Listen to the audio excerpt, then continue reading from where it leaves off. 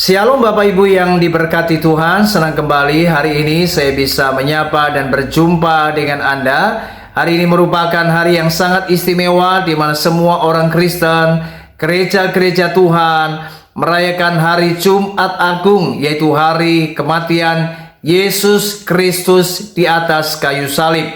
Mari kita akan merenungkan firman Tuhan, dan tema yang akan saya bawakan di hari ini adalah semua dimulai di Taman Getsemani.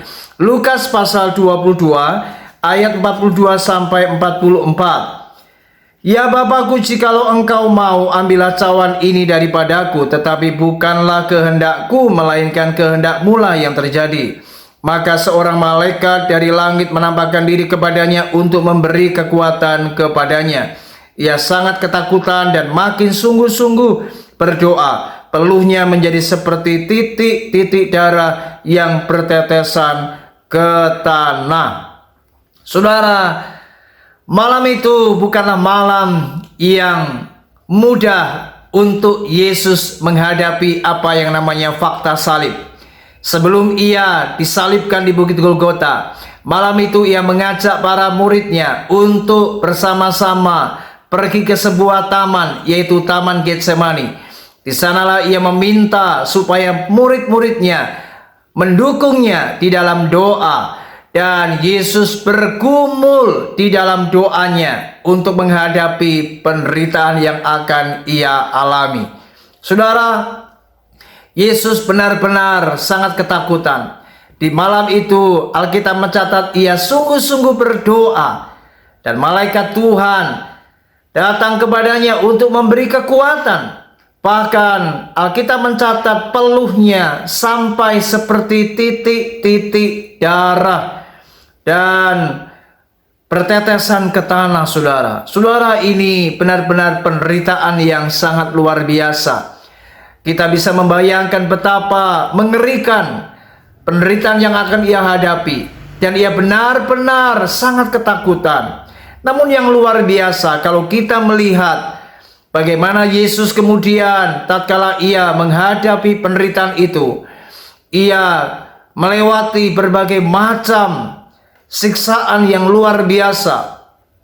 Dia dipukul, dia dicemooh, dihina, disesah, dia dianiaya, dimahkotai duri, dia ditampar dan lain sebagainya, bahkan sampai ia disalibkan.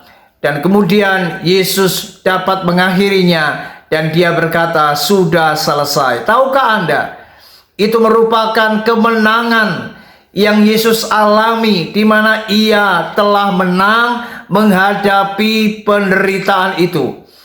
Dan ia telah menang dari apa yang ia hadapi. Dan itu semua benar-benar tidaklah mudah. Tetapi kemenangan itu ternyata rahasianya dimulai dari Taman Getsemani. Tahukah Anda mengapa Yesus mengalami kemenangan?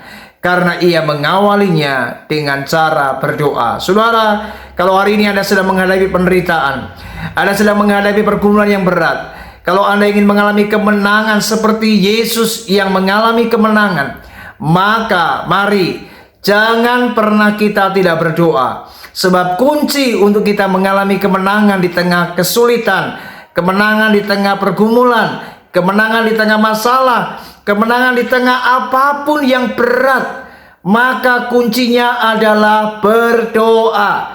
Dan Yesus berdoa di Taman Getsemani, dan dimulailah sebuah peperangan di sana. Tetapi itulah sebenarnya kunci untuk mengalami sebuah kemenangan. Itulah strategi untuk kita bisa mengalami sebuah kemenangan. Saudara, mari hari ini jangan pernah tidak berdoa. Mari lakukanlah apa yang namanya doa. Ketika Anda berdoa, maka engkau akan diberi kekuatan. Engkau akan mendapatkan apa yang namanya kekuatan Allah. Dan itulah yang akan membuat engkau terus bertahan. Dan engkau akan mengalami kemenangan. Dan ujungnya adalah engkau melihat kemuliaan Tuhan. Tuhan Yesus memberkati. Jangan lupa Getsemani, tetaplah berdoa. Shalom.